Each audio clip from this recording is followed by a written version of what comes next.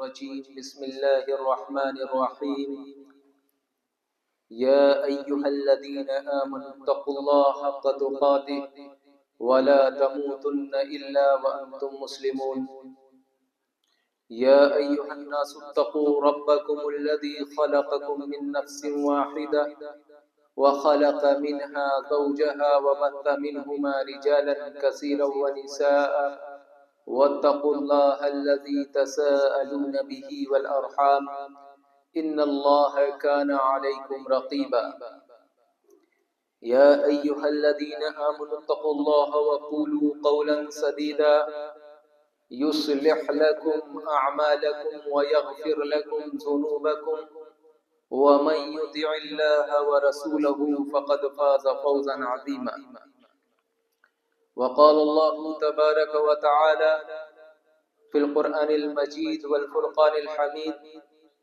أعوذ بالله من الشيطان الرجيم بسم الله الرحمن الرحيم لو أنزلنا هذا القرآن على جبل لرأيته خاشعا متصدعا من خشية الله وتلك الأمثال نضربها للناس لعلهم يتفكرون وقال الله تبارك وتعالى في سورة الرحمن علم القرآن خلق الإنسان علمه البيان وقال الله تبارك وتعالى في سورة يونس يا أيها الناس قد جاءتكم موعظة من ربكم وشفاء لما في الصدور وهدى ورحمة للمؤمنين قل بفضل الله وبرحمته فبذلك فليفرحوا هو خير مما يجمعون صدق الله العظيم عن عثمان بن عفان رضي الله تعالى عنه قال رسول الله صلى الله عليه وسلم خيركم من تعلم القرآن وعلمه رواه البخاري عن عمر بن الخطاب رضي الله تعالى عنه قال رسول الله صلى الله عليه وسلم إن الله يرفع أقواما بهذا الكتاب ويضع به آخرين رواه مسلم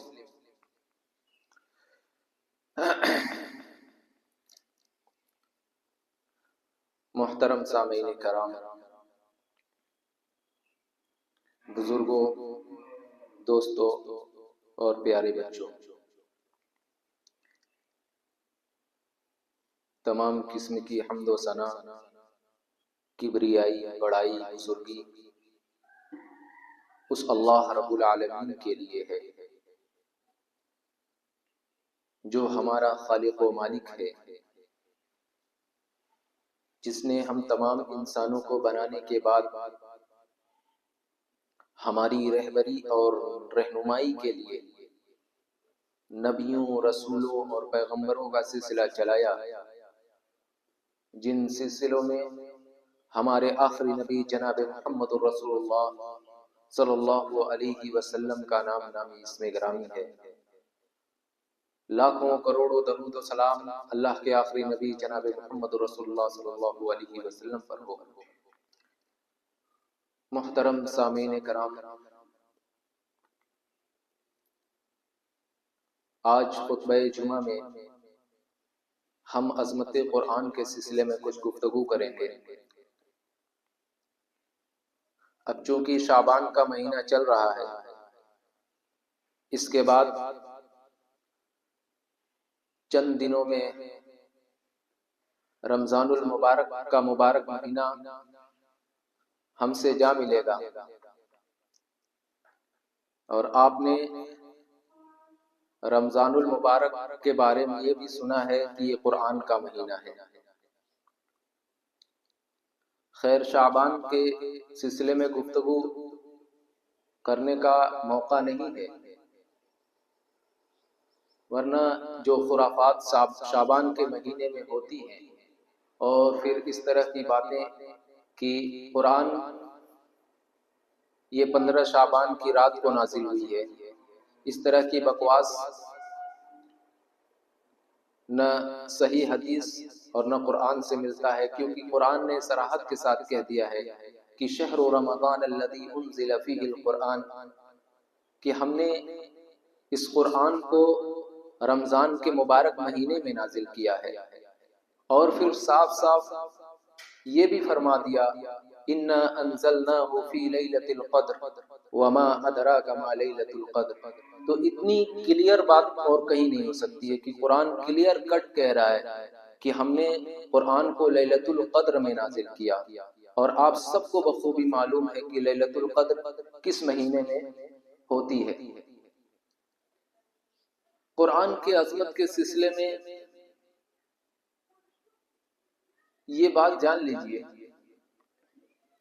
پہلے تو قرآن کی عظمت کے بارے میں جتنا اللہ اور اس کا رسول جانتا ہے کوئی نہیں سمجھ سکتا. آپ نے کبھی یا کہیں یہ مقولہ فارسی کا سنا ہوگا، قدر گوہر شاہ دانت یا بدانت گوہری، یعنی ہیرے اور جواہرات کی قدر و قیمت یا تو گوہری کو معلوم ہوتا ہے یا بادشاہوں کو معلوم ہوتا ہے جو اس سے کھیلتے ہیں. دو لوگوں کو پتہ چلتا ہے، بادشاہ ہیرے اور جواہرات کی قدر و قیمت سمجھتے ہیں یا جو اس کی خرید و فروخت اور لین دین کرتے ہیں وہ اس کی قیمت کو سمجھتے ہیں. اسی طرح قرآن کا معاملہ ہے، جس طرح اللہ تبارک و تعالی اس کی عظمت سے واقف ہے اور جس طرح اس کا رسول جناب محمد رسول اللہ صلی اللہ علیہ وسلم اس کی عظمت سے واقف ہے. ہم بس کوشش کر سکتے ہیں کہ اس کی عظمت کیا ہے، کتنی ہے.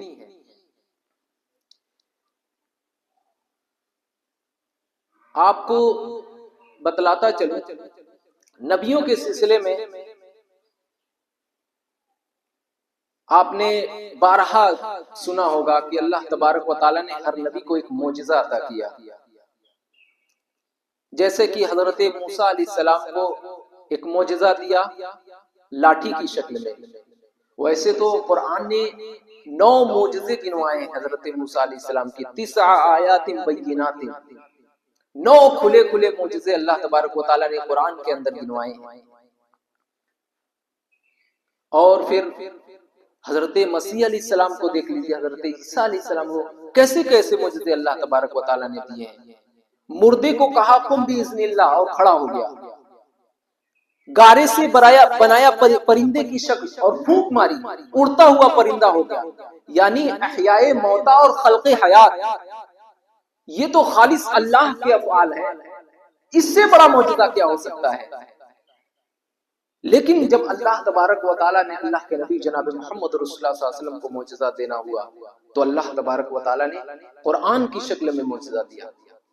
معاف کیجیے گا، میں اللہ کے نبی صلی اللہ علیہ وسلم کے بقیہ معجزے کی نفی نہیں کر رہا ہوں. یہ بات اپنی جگہ حق ہے کہ اللہ کے نبی جناب محمد رسول اللہ صلی اللہ علیہ وسلم کو پتھر سلام کرتے تھے.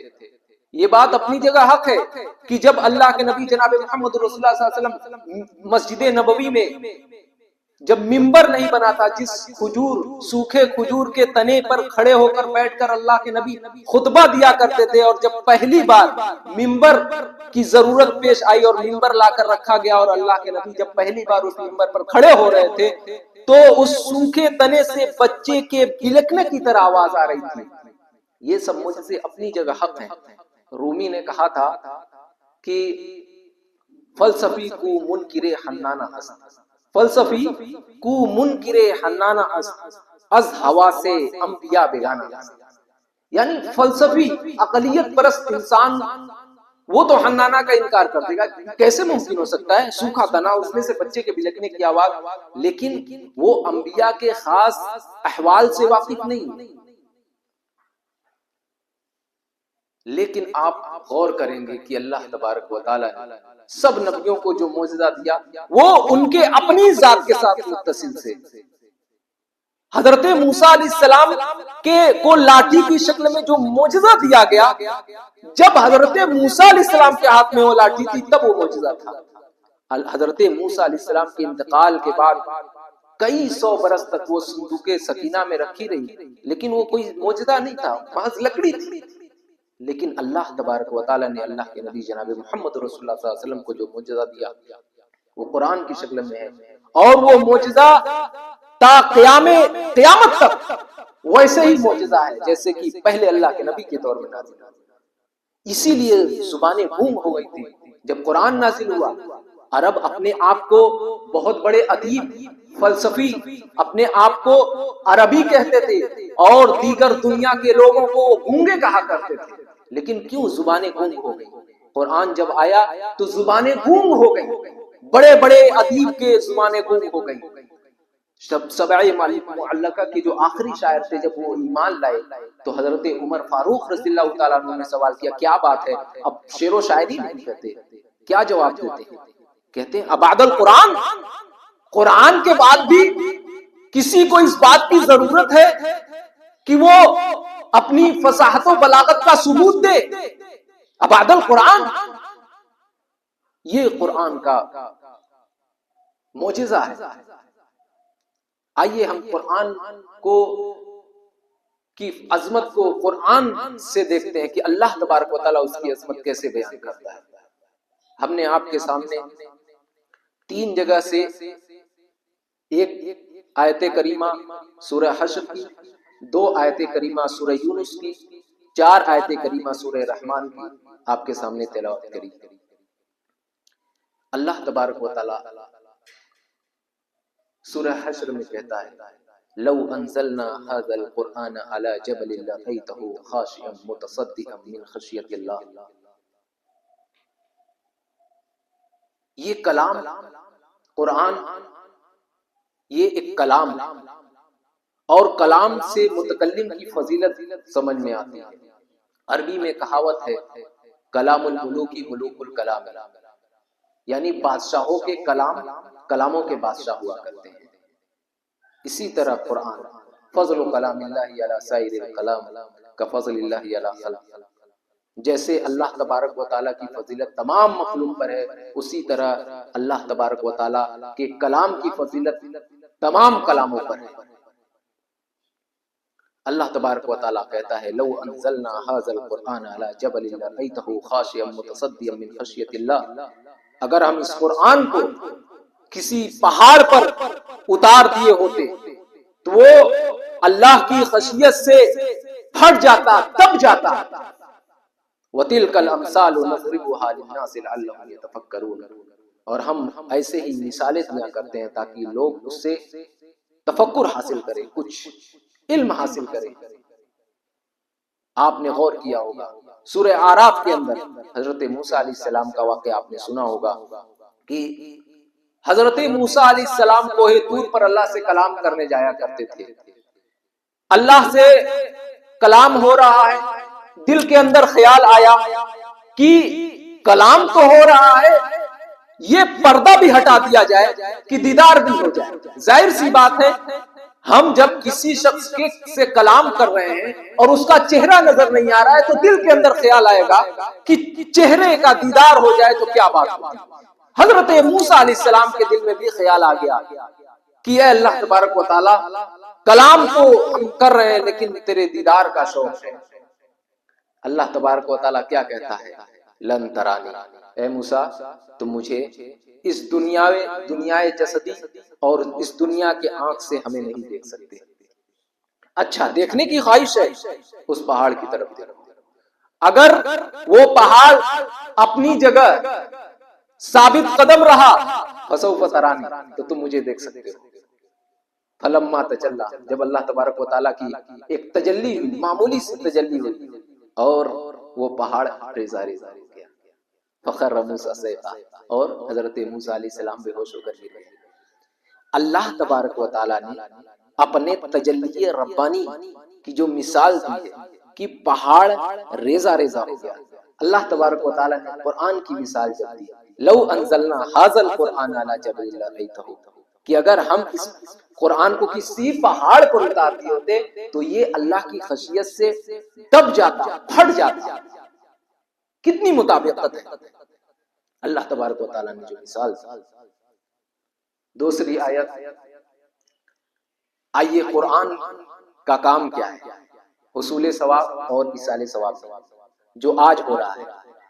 ہم نے قرآن کو ایک بڑی جماعت میں قرآن کو صرف حصول ثواب یا ایصال ثواب کا ذریعہ بنا دیا ہے، یا کسی مردے کسی جسم سے روح آسانی سے نکالنے کا ذریعہ بنا لیا ہے. قرآن کیا ہے؟ قرآن خود بتاتا ہے قرآن کیا ہے. سورہ یونس کے اندر اللہ تبارک و تعالیٰ ارشاد فرماتا ہے یا ایھا الناس قد جاءتکم موعظۃ من ربکم، اے لوگو تمہارے پاس تمہارے رب کی طرف سے موعظہ آ گیا ہے. موعظہ کہتے کسے ہیں؟ جو دلوں کو، وہ باتیں جو دلوں کو نرم کر دے، گداز کر دے. تمہارے رب کی طرف سے موعظہ آ گیا ہے. یا ایھا الناس قد جاءتکم من ربکم موعظۃ من ربکم وشفاء لما فی الصدور، اور دلوں کے بیماریوں کی شفا آ گیا ہے. شفا، دنیاوی لذت، دنیاوی حصول، دولت کی ہوس، عزت کی ہوس، یہ سب بیماریاں ہیں. اللہ تبارک و تعالیٰ نے قرآن کو شفا کہا ہے. جو دلوں کی بیماریاں ہیں اس کی شفا ہے. یا ایھا الناس قد جاءتکم موعظۃ من ربکم وشفاء لما فی الصدور وہدی ورحمۃ للمؤمنین، اور ہدایت آ گیا ہے اور رحمت. اللہ تبارک و تعالیٰ نے اس آیت کریمہ کے اندر ایک عظیم حکمت بیان کی ہے. جب کھیتی کیا جاتا ہے تو پہلے زمین کو نرم کیا جاتا ہے. بغیر زمین کو نرم کیے کھیتی نہیں ہو سکتی. موعظہ اللہ تبارک و تعالیٰ کہتے ہیں جب تک دل نرم نہیں ہوگا تب تک ہدایت نہیں ملے گی. اسی لیے سب سے پہلے یہ قرآن موعظہ ہے، دل کو نرم کرے گا. اور پھر وہ شفاء لما فی الصدور، دل کی بیماریاں جب تک ختم نہیں ہوگی تب تک ہدایت نہیں ملے گی. دل کی بیماریاں، ابو جہل، قرآن تو اپنی جگہ ہدایت ہے، قرآن اپنی جگہ ہدایت ہے، لیکن ابو جہل کو ہدایت نہیں ملی. دل کی بیماری، جب تک دل کی بیماری ختم نہیں ہوگی تب تک ہدایت ملنی مشکل، ہدایت نہیں ملنی. کیونکہ قرآن کہہ رہا ہے وَشِفَاءٌ لِمَا فِي الصُّدُورِ، جب تک دل کی بیماریاں نہیں ختم ہوگی تب تک ہدایت نہیں. وَهُدًى وَرَحْمَةٌ لِّلْمُؤْمِنِينَ. قُلْ بِفَضْلِ اللَّهِ، اس پر اللہ کا فضل عطا کرو، اس پر اللہ کا فضل عطا کرو. قُلْ بِفَضْلِ اللَّهِ وَبِرَحْمَتِهِ، اس رحمت جو رحمت تم پر نازل ہوئی اس کا. قُلْ بِفَضْلِ اللَّهِ وَبِرَحْمَتِهِ فَبِذَلِكَ فَلْيَفْرَحُوا، اگر خوشیاں منانی ہے تو اس پر مناؤ، اگر خوشیاں منانی ہے تو اس پر مناؤ. عربی میں فرح کسے کہتے ہیں؟ یعنی انسان پھولے نہ سمائے. فرح ایک ہوتی ہے نا، ایک ایسی خوشی انسان پھولے نہیں سماتا ہے. تو قرآن کہتا ہے کہ اگر پھولے نہ سمانا ہو خوشی کے مارے تو اس پر آپ کو خوشی منانی ہے تو اس پر مناؤ. فَبِذَلِكَ فَلْيَفْرَحُوا هُوَ خَيْرٌ مِّمَّا يَجْمَعُونَ، یہ ان تمام چیزوں سے بہتر ہے جو تم جمع کر رہے ہو. یہ قرآن کی عظمت کیا ہے؟ دنیا کے اندر جتنے مال و دولت، زمین و زر، دولت، جائیداد، تمام کی تمام چیزیں، اولاد، خاندان، رشتہ داریاں، ان تمام چیزوں سے بہتر ہے یہ قرآن. قرآن کی عظمت کو اگر پرکھنا ہے تو اس آیت کریمہ سے غور کریں. آئیے تیسری جگہ میں نے سورہ رحمان کی تلاوت کی. الرحمن، رحمان کیا ہے؟ رحیم بھی ہے، رحیم بھی ہے. رحمان ڈھانٹے مارتا ہوا، رحمت کا ڈھانٹے مارتا ہوا سمجھ. عربی میں کہتے ہیں جب کوئی بہت زیادہ غصہ ہوتا ہے، بہت زیادہ، انا غضبان، بہت زیادہ غصہ ہوتا ہے. اگر عربی میں کوئی عربین بہت پیاسا ہوتا ہے، انا عطشان، انا جوعان، یعنی انسان جب بہت زیادہ کوئی چیز ہوتی ہے تب اس وزن کو استعمال کیا جاتا ہے. اسی وزن پہ رحمان، یعنی رحمت کا ٹھاٹے مارتا ہوا سمندر. الرحمان، رحمت کا ٹھاٹے مارتا. الرحمان علم القرآن، رحمان نے قرآن سکھایا. علم القرآن، اور تمام علم کس نے عطا کیا؟ علم آدم الاسماء کلها، اللہ تبارک و تعالی نے کہا ہے کہ ہم نے آدم کو تمام ناموں کو بتلا دیا. یعنی تمام دنیا کے اندر جتنے علوم تھے نا اسی کی بات اللہ تبارک و تعالیٰ کر رہا ہے. یہ جو علوم پھٹ پھٹ کر ہم لوگ کے سامنے آ رہے ہیں، پھٹ پھٹ کر، آج یہ نئی جو ہے ایجاد ہوئی، یہ نیا نیا چیز آیا مارکیٹ کے اندر، تو یہ تمام جو علم ہے، تمام علم اللہ تبارک و تعالیٰ نے حضرت آدم علیہ السلام کو دے دیا تھا. تو تمام علوم تو اللہ نے سکھائے، لیکن الگ سے علم کی بات کرائے. علم القرآن، یعنی دنیا کے اندر جتنے بھی علم ہیں جو اللہ تبارک و تعالیٰ کی طرف سے عطا کرتا ہے، ان تمام علموں میں سب سے بڑا علم قرآن ہے. قرآن کا علم سب سے اہم ضروری ہے. علم القرآن خلق الانسان. کیا اللہ تبارک و تعالیٰ نے باقی چیزوں کو نہیں پیدا کیا؟ یہ آسمان کس نے بنایا؟ زمین کس نے بنائی؟ اور تمام مخلوقات کو کس نے بنایا؟ معلوم ہوتا ہے کہ مخلوقات میں سب سے افضل مخلوق کا اللہ تبارک و تعالیٰ تذکرہ کر رہا ہے کہ ہم نے انسان بنایا. علمہ البیان، ہم نے بیان کی صلاحیت عطا کی. کیا اور صلاحیت اللہ تبارک و تعالیٰ نے نہیں عطا کی؟ بینائی کس نے، سماعت کس نے عطا کی؟ لیکن انسان اور دیگر حیوان میں جو فرق ہوتا ہے، اس میں فرق کرنے کی چیز کیا ہے؟ یہ بیان ہے. یہ بیان کی فضیلت ہے. انسان بولنا جانتا ہے، انسان کی فضیلت یہ ہے علمہ البیان. اسی لیے اللہ تبارک و تعالیٰ، یعنی دنیا کے اندر جتنی بھی صلاحیت اللہ تبارک و تعالیٰ نے عطا کی، ان تمام صلاحیتوں میں سب سے افضل چیز بیان ہے. یعنی انسان اپنے مافی ضمیر کو ادا کرتے سامنے والے کے سامنے، اور کوئی انسان اپنے مافی ضمیر کو ادا کر رہا ہے تو سننے کے بعد اس کو انسان سمجھ لیتا ہے. یہی انسان کی خصوصیت ہے. اسی لیے انسان کو اشرف المخلوقات کہا جاتا ہے. تو دنیا کے اندر جتنے بھی علوم اللہ تبارک و تعالیٰ نے دیے، ان تمام علوم میں سب سے افضل قرآن کا علم ہے. قرآن کو سیکھنا ضروری. چوتھی جگہ اللہ تبارک و تعالیٰ نے سورہ واقعہ کے اندر بہت اہم بات کی ہے. فلا اقسم بمواقع النجوم، قسم ہے ستاروں کے ڈوبنے کی جگہ. بہت دنوں بعد پتا چلا کہ ستارے، یہ جو بلیک ہولز، بڑے بڑے سیارے جا کر وہاں غائب ہو جاتے ہیں. بڑے بڑے ستارے، سیارے بلیک ہولز میں جا کر غائب ہو جاتے ہیں. اللہ تبارک و تعالیٰ اس کی قسم کھا رہے ہیں. فلا اقسم بمواقع النجوم انه لقسم لو تعلمون عظیم. اللہ تبارک و تعالیٰ خود کہہ رہا ہے کہ یہ بہت بڑی قسم ہے. اگر تم جان جاؤ تو یہ بہت بڑی قسم ہے جو میں آپ تمہارے سامنے قسم کھا رہا ہوں. اللہ تبارک و تعالیٰ خود کہہ رہا ہے انه لقرآن کریم. بے شک یہ قرآن جو ہے بہت بزرگ و برتر والا ہے. انه لقرآن کریم فی کتاب مکنون، یہ ایک چھپی ہوئی کتاب ہے. لا یمسہ الا المطہرون، اس کو چھو نہیں سکتے صرف پاک باز لوگ. تنزیل من رب العالمین، یہ رب العالمین کی طرف سے نازل کی گئی ہے. افبہذا الحدیث انتم مدہنون، کیا تم اس کے لیے سستی اور کاہلی کا ثبوت دے رہے ہو؟ اس عظیم چیز کے لیے کاہلی کا ثبوت دے رہے؟ تم نے انگلش پڑھ لی، ہندی پڑھ لی، بڑے بڑے جو گریجویشن ہے، ماسٹرز کی ڈگری ہے، اور اپنا پیارا وطن چھوڑ کر لوگ لندن جا رہے ہیں. ایم بی بی ایس، معلوم ہوتا ہے کتنی بڑی ڈگری، گویا کہ جنت کی کوئی سیٹ. سب کچھ ہو رہا ہے، لیکن اس کے لیے تم نے اتنی کاہلی کی کہ اس کو سیکھا ہی نہیں، اس کو پڑھنے کی نوبت ہی نہیں آئی کبھی. افبہذا الحدیث انتم مدہنون، تم اس عظیم حدیث اللہ کے لیے تم سستی اور کاہلی کا ثبوت دے رہے ہو.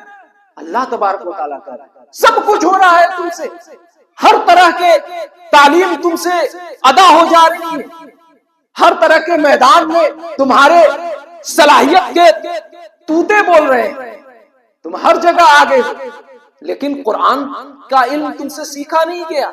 تم سے اتنا بھی علوم نہیں سیکھا گیا کہ قرآن کو پڑھ کر کچھ سمجھ سکو. تمام دنیا کے کاروبار، بزنس پڑھائی ہو رہی ہے تم سے، ڈاکٹر کی پڑھائی پوری ہو گئی، قرآن نہیں پڑھا کبھی. اتجعلون رزقکم انکم تکذبون، اللہ تبارک و تعالیٰ کہہ رہا ہے تم نے اپنی قسمت یہ بنا لیا ہے کہ تم اس کو جھٹلا رہے ہو، تم نے اپنی قسمت یہ بنا لیا ہے کہ تم اس کو جھٹلا رہے ہو۔ اب کوئی کہہ سکتا ہے کہ ایک تو کافروں کے لیے کہ وہ جھٹلاتے تھے، ایسا نہیں۔ اب آئیے اللہ تبارک و تعالیٰ تورات والوں کے لیے کیا کہتا ہے؟ مثل الذین حملوا التوراۃ ثم لم يحملوها كمثل الحمار يحمل اسفارا بئس مثل القوم الذین كذبوا بآیات اللہ واللہ لا يهدی القوم الظالمین۔ مثال ان قوموں کی ہے جنہیں تورات عطا کی، حامل تورات بنائے گئے، لیکن انہوں نے تورات کی قدر نہیں کی۔ ان کی مثال اللہ تبارک و تعالیٰ ایسے دیتا ہے گویا کہ ان پر کتابوں کی بہت بڑی تعداد ایک گدھے پر لاد دی گئی ہے۔ حملوا التوراۃ ثم لم يحملوها مثل الحمار كمثل الحمار يحمل اسفارا، گویا کہ ایک گدھے پر بہت ڈھیر ساری کتابیں لاد دی گئی ہیں۔ بئس مثل القوم الذین كذبوا بآیات اللہ، اور بہت بری مثال ہے ان لوگوں کے لیے جنہوں نے اللہ کی آیتوں کو جھٹلایا۔ یہودی کبھی اپنے تورات کو جھٹلاتے نہیں تھے، آج بھی یہودی تورات کو سینے سے لگائے، لیکن ان کی مثال اللہ تبارک و تعالیٰ کیا دے رہا ہے؟ انہوں نے اپنے کتاب کو جھٹلایا، اور اللہ تبارک و تعالیٰ ایسے ظالموں کو کبھی ہدایت نہیں دیتا۔ اسی طرح ہمارا بھی وہی حال ہے، ہم قولاً نہیں جھٹلا رہے، عملاً جھٹلا رہے۔ ہم تو کہتے ہیں کہ قرآن اللہ تبارک و تعالیٰ کی نازل کردہ کتاب ہے، مقدس کتاب ہے۔ یہودی بھی کہتے تھے کہ تورات مقدس کتاب ہے، آج بھی کہتے ہیں، لیکن پھر وہی کہتے کچھ اور تھے، کرتے کچھ اور تھے۔ اللہ تبارک و تعالیٰ نے انہیں کیسے ذلیل کیا۔ ہمارا بھی وہی حال ہے، ہم بھی کہتے کچھ اور ہیں، کرتے کچھ اور ہیں، اور ہمارا بھی وہی حال ہے۔ آج اللہ تبارک و تعالیٰ نے ہمیں ذلیل و خوار کر کے رکھ دیا ہے۔ جیسے یہودیوں کو 1847 سال تک ذلیل و خوار کر کے رکھا تھا، ہر جگہ پٹائی ہوئی تھی ان کی، اللہ تبارک و تعالیٰ نے ان کو ہر جگہ پیٹا تھا۔ آج مسلمانوں کا وہی حال ہے، کہیں مسلمانوں کی کوئی عزت نہیں، ذلیل و خوار کر کے رکھے۔ وجہ کیا ہے؟ ہم نے اس قرآن کو چھوڑ دیا۔ ہم نے وہ معزز تھے زمانے میں مسلمان ہو کر، اور تم خار ہوئے تاریخ قرآن ہو کر۔ آپ نے علامہ اقبال کا وہ شعر سنا ہوگا، وہ معزز تھے زمانے میں مسلمان ہو کر، اور تم خار ہوئے تاریخ قرآن ہو کر۔ ہم نے اس قرآن کو چھوڑ دیا، ہم نے اس قرآن کو صرف اصول ثواب یا ایصال ثواب کا ذریعہ بنا لیا۔ لیکن یہ قرآن اس لیے نہیں آیا تھا بھائی، یہ قرآن آیا تھا ہدایت کے لیے، یہ قرآن آیا تھا ہمارے دلوں کے اندر جو بیماریاں ان کی شفا کے لیے آیا تھا۔ یہ قرآن رکھنے کے لیے نہیں آیا تھا، یا موقع در موقع پر پڑھنے کے لیے، یا قبرستانوں میں پڑھنے کے لیے نہیں آیا تھا۔ یہ قرآن ہماری ہدایت کے لیے آیا تھا، اور ہم نے اس قرآن کو چھوڑ دیا۔ ہم نے اس قرآن کو بالائے طاق، ہم کو اتنا موقع نہیں ملتا ہے کہ ہم قرآن کو کھول کر دیکھ سکیں۔ صحابہ، دنیا کے اندر سب سے بڑا انقلاب جو برپا ہوا کس نے کیا؟ دنیا کے اندر سب سے بڑا انقلاب کس نے برپا کیا؟ محمد رسول اللہ صلی اللہ علیہ وسلم نے۔ یہ میں نہیں کر رہا ہوں، یہ میری بات نہیں ہے، غیر تسلیم کر رہے ہیں، غیروں نے اپنی زبان سے کہا ہے۔ دنیا میں سب سے بڑا انقلاب جو برپا ہوا وہ محمد رسول اللہ صلی اللہ علیہ وسلم نے برپا کیا۔ ایم این رائے 1917 میں اس نے اقرار کیا، کمیونسٹ کا بہت بڑا لیڈر تھا ایم این رائے۔ اس نے اقرار کیا، ہسٹوریکل رول آف اسلام اس نے کتاب لکھی ہے، اس میں باقاعدہ اس نے اعتراف کیا ہے کہ دنیا کے اندر سب سے بڑا انقلاب جس نے برپا کیا وہ محمد رسول اللہ صلی اللہ علیہ وسلم نے برپا کیا۔ مائیکل ہارٹ کتاب لکھی تھی ہنڈریڈ کے نام سے، اس میں سب سے پہلے اللہ کے نبی جناب محمد رسول اللہ صلی اللہ علیہ وسلم کو لاتا ہے، اور وہ کہتا ہے کہ میں اس لیے لا رہا ہوں کہ دنیا کے اندر جتنے بھی فتوحات ہوئے وہ ایک طرفہ ہوئے ہیں، یا تو کوئی بہت بڑا فاتح ہے لیکن اخلاق میں زیرو ہے۔ سکندر کا کیا مقام ہے؟ بہت فتح کی لیکن اخلاق میں زیرو ہے۔ لیکن محمد رسول اللہ صلی اللہ علیہ وسلم نے اپنے مذہبی میدان میں بھی پوری طرح کامیاب رہے، اور پھر اللہ تبارک و تعالیٰ نے ان کے صحابہ کرام کے ذریعے کتنی بڑی بڑی فتوحات، آج پوری دنیا میں یہ جو اسلام دکھ رہا ہے، کس کی خیر و برکت سے، کس کی محنت سے؟ یہی صحابہ کی محنت سے۔ صحابہ کیا کرتے تھے؟ یہی قرآن کو ساتھ رکھتے تھے،